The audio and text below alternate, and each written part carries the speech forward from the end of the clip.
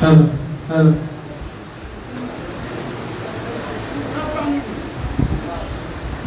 আচ্ছা, সবাই মিলে আমরা গুরু বন্দনা করব, তারপর ব্রত কথা শুরু করব।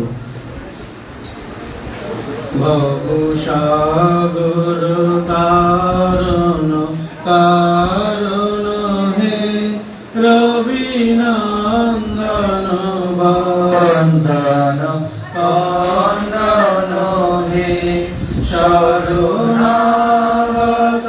কিঙ্কর নিত মনে গুরুদেব দয়া কর দীন জানে কন্যার তামস ভাস্কর হে তুমি বিষ্ণু প্রজাপতি শঙ্কর হে পরব্রহ্ম পরাৎপর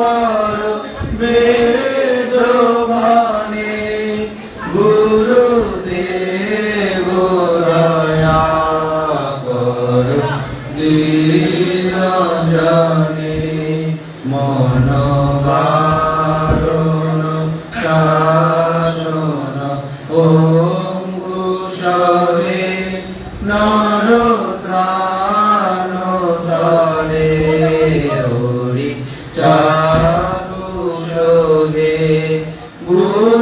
গুণগান বরায়ণ দেব গণে গুরুদেব দয়া কর দীন জানে কুল কুণ্ডলিনী ভঞ্জ করে হৃদি গ্রন্থি বিদারণ কারক হে মম মানস চঞ্চল রাত দিনে গুরুদেব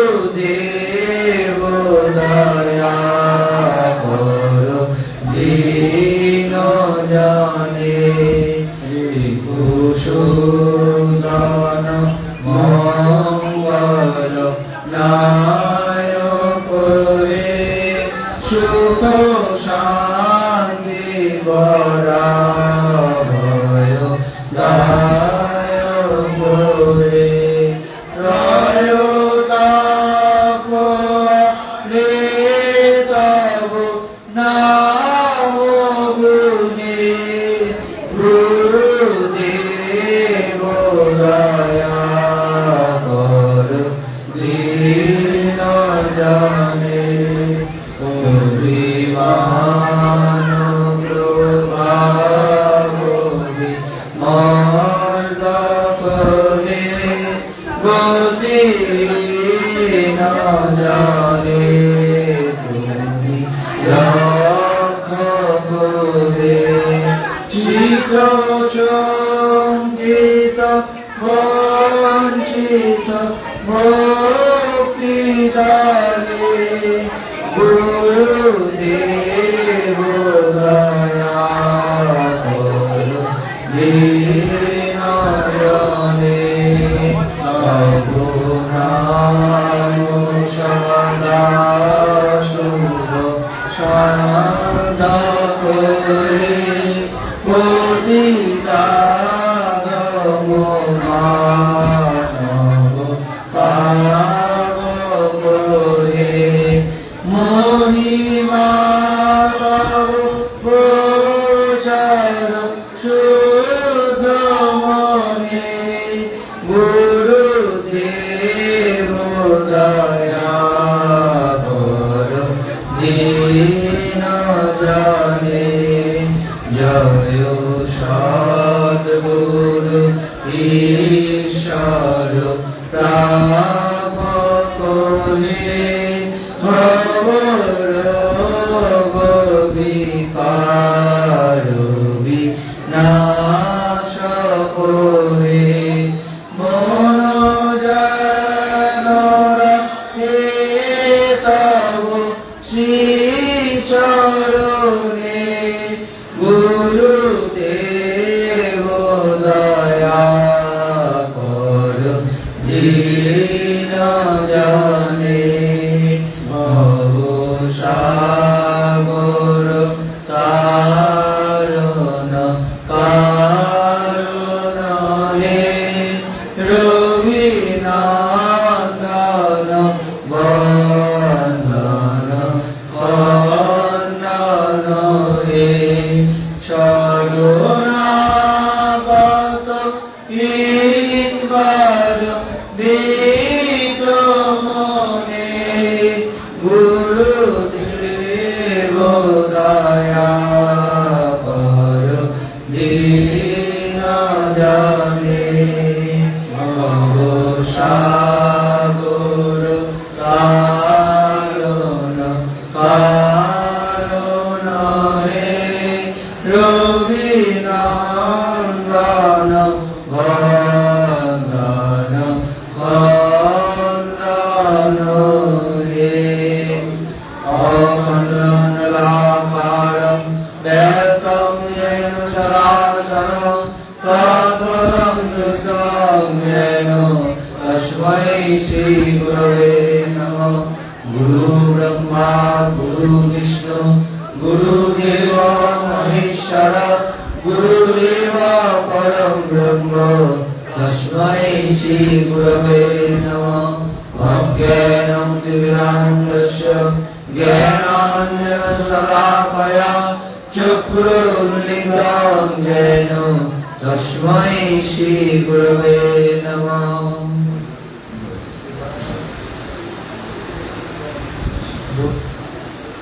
সবাই হাতে ফোন নিয়ে নিন, ব্রত কথা পুষ্পাঞ্জলি একসাথে বলবো। ফোন কেউ শুনবেন না, আমাদের স্বেচ্ছাসেবক ভাইরা আছে, ফোনগুলো সবাই ওনাদের ঝুঁকিতে দিয়ে দেবেন, মায়ের ঘরের সামনে দিয়ে দেবেন।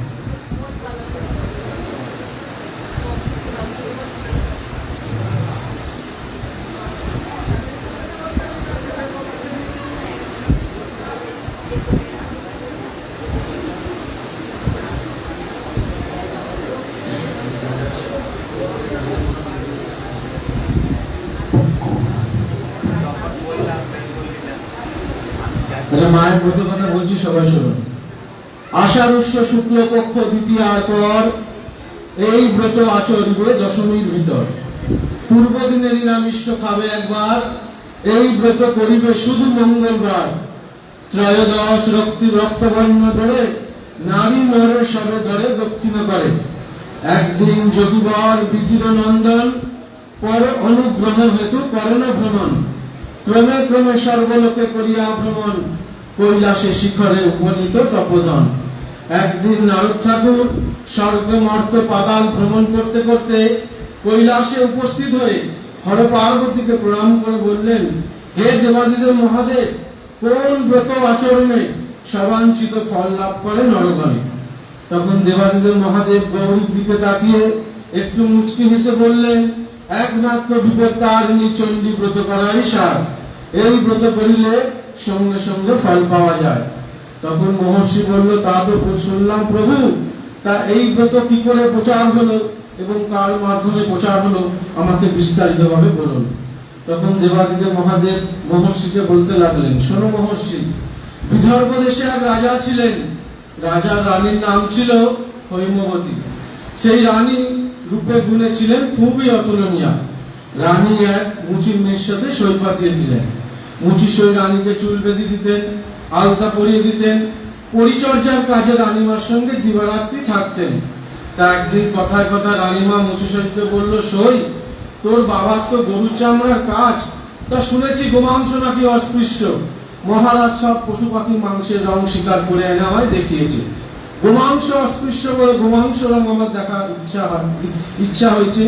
জানি না আমার ইচ্ছা কেন হলো, আমার এই আশা তোকে পূরণ করতেই হবে।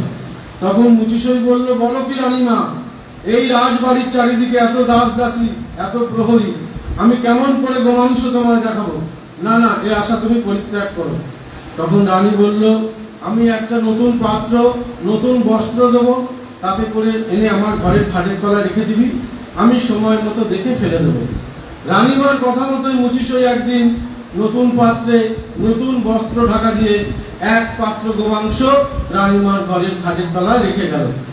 এদিকে রাজবাড়ির চারিদিক পরিষ্কার পরিচ্ছন্ন হতে হতে এক দাসীর নজরে পড়ল ওই পাত্র। দাসী ভাবলো, নিশ্চয়ই কোনো ভালো খাবার আছে, কেউ হয়তো রানীমার জন্য রেখে গেছে, আমি ঢাকা খুলে খেয়ে নি। এই বলে সে চারিদিক তাকিয়ে দেখতে লাগলো, দেখলো কেউ কোথাও দেখছে কিনা। দেখলো কেউ কোথাও নেই, ঢাকা খুলে খেতে যাবে, দেখে খাবার তো নয়, উহা অস্পৃশ্য গোমাংস। সেই আগে ছুটে গেল মহারাজের কাছে, মহারাজ মহারাজ, সর্বনাশ হয়েছে, রাজবাড়ির অমঙ্গলের জন্য রানীমার ঘরের খাটের তলায় কি এক পাত্র গোমাংস রেখে গেছে। মহারাজ রাজসভা চলাকালীন দাসীকে জিজ্ঞাসা করলো, তুমি ঠিক দেখেছো ওটা গোমাংস? দাসী বলল, মহারাজ, আমরা দাসীবাদী মানুষ, পথে ঘাটে ঘুরে বেড়াই, মাঝে মধ্যে ভাগাড়ের পাশ দিয়েও যাতায়াত করি, গোমাংস চিনতে আমাদের ভুল হয় না, ওটা নিশ্চিত গোমাংস। এই কথা শুনে রাজা প্রচন্ড রেগে গেলেন এবং চিৎকার করে উঠে বললেন, কি রাজবাড়ির চারিদিকে এত দাস দাসী, এত প্রহরী, আমার রানীর ঘরের খাটের তলায় কে এক পাত্র গোমাংস রেখে গেল? কারোর নজরে পড়লো না? প্রহরী সন্ধান লও, যেই কাজ করেছে তার শিরচ্ছেদ করা হবে। এই কথা শুনে রানীর এক পরিচারিকা ছুটতে ছুটতে এসে রানীমাকে বলল, রানীমা, সর্বনাশ হয়েছে, রাজবাড়ির অমঙ্গলের জন্য আপনার ঘরের খাটের তলায় কে নাকি এক পাত্র গোমাংস রেখে গেছে। মহারাজ আদেশ দিয়েছেন, যেই কাজ করেছে তার শিরচ্ছেদ করা হবে। এই কথা শুনে রানী ভয়ে চমকে উঠলেন, বললেন, এ আমি কি করলাম? আমার খেয়াল বশত ইচ্ছে পূরণের জন্য আমার মুচিসয়ে প্রাণ যাবে, আমাকে অপমান অপদস্থ হতে হবে এবং রাজবাড়ির মধ্যে একটা অমঙ্গলের সৃষ্টি হবে। এখন আমি কি করি?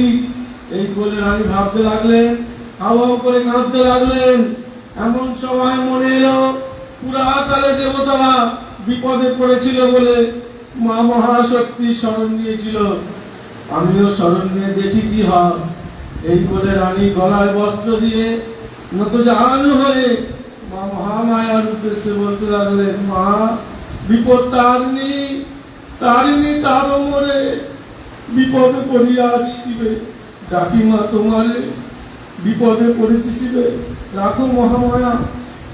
মা বিপদ তারিণী, তারিণী তারও মরে, বিপদে পড়েছি শিবে, ডাকি মা তোমারে, কি কব তোমারে উক্তি, উমা হর যায়া, বিপদে পড়েছি শিবে, রাখো মহামায়া। মা বিপদ তারিণী, তুমি মা শিব, করিব তোমার ব্রত, যত কাল জীব, আমি যতদিন বাঁচবো তোমার ব্রত করব, আমার এই বিপদ থেকে তুমি আমাকে রক্ষা করো। এই বলে রানী হাওয়া করে কাঁদতে লাগলেন।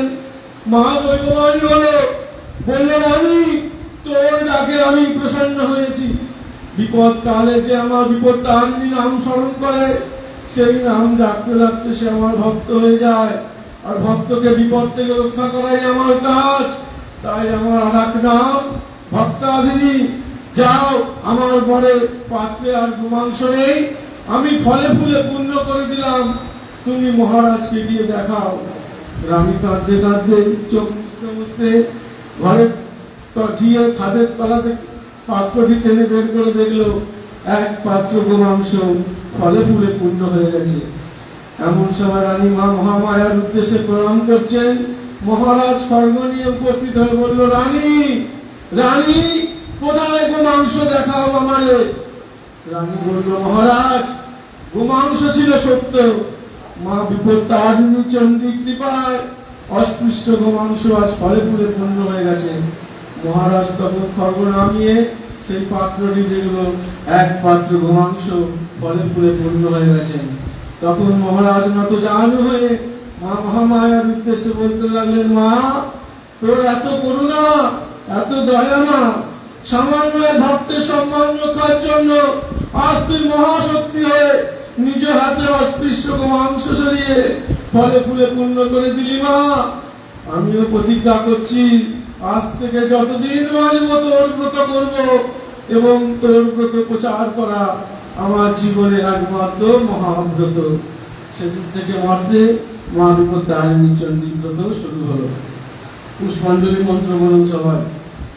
নম বিষ্ণু, নম বিষ্ণু, নম বিষ্ণু। অপবিত্র পবিত্র বা সর্বাবস্থান গত বিবা যশপরে পুণ্ডরিকাক্ষণ সবাহ্য অভ্যন্তর সূচি। নম শ্রী মাধবম, নম শ্রী মাধবম, নম শ্রী মাধবম। দুর্গান শিবাং শান্তি করে ব্রহ্মাণি ব্রহ্মণ্য প্রিয়াং সর্বলোক প্রণেত্তিঞ্চ প্রণমামি সদা শিবাং মঙ্গলাং শোভনাং শুদ্ধাং নিষ্কলাং পরমাঙ্গলাং বিশ্বেশ্বরী বিশ্বমাতাং চণ্ডিকাং প্রণমামহম। আয়ুর্দেহি যশো দেহি ভাগ্যং ভগবতী দেহি মে। জ্ঞানং দেহি ধনং দেহি সর্বান কামশ্চ দেহি মে। ভগবতী ভয়চ্ছেদে ভবভামিনী কামদে শঙ্করী কৌশিকী তং হি বিপত্তারিণী নমস্তুতে। দুর্গোত্তারিণী দুর্গেত্তং সর্ব অশুভ নিবারিণী ধর্মার্থ মোক্ষতে দেবী নিত্যং মে বরদা ভব। দুর্গে দুর্গে মহাভাগে ত্রাহিমাং শঙ্কর প্রিয়ে মহিষাসুর মনস্মাতে প্রণতহস্মি প্রসিদ মে। হর পাপং হর ক্লেশং হর শোকং হর অশুভং হর রোগং হর ক্ষোভং হর দেবী হর প্রিয়ে। কালী কালী মহাকালী কালীকে পাপহারিণী ধর্মার্থ মোক্ষদে দেবী নারায়ণী নমস্তুতে। মনোবিষ্টপূর্ণ কল্পে মনের শান্তি কল্পে সংসারের শান্তি কল্পে গ্রহের শান্তি কল্পে ব্যাধি মুক্তি কল্পে শুদ্ধা ভক্তি কল্পে জ্ঞান অর্জন কল্পে সর্বকার্য পূর্ণ কল্পে। এষা পুষ্প বিল্ল পত্রাঞ্জলি গৃহাণ পরমেশ্বরী জগৎ জননী মা বিপত্তারিণী চণ্ডিকায় নমঃ। প্রণাম মন্ত্র সর্বমঙ্গলা মঙ্গলে শিবে সর্বার্থ সাধিকে শরণ্যে ত্র্যম্বকে গৌরী নারায়ণী নমস্তুতে। শরণাগত দীনার্থ পরিত্রাণ পরায়ণী সর্বস্বার্থী হরে দেবী নারায়ণী নমস্তুতে।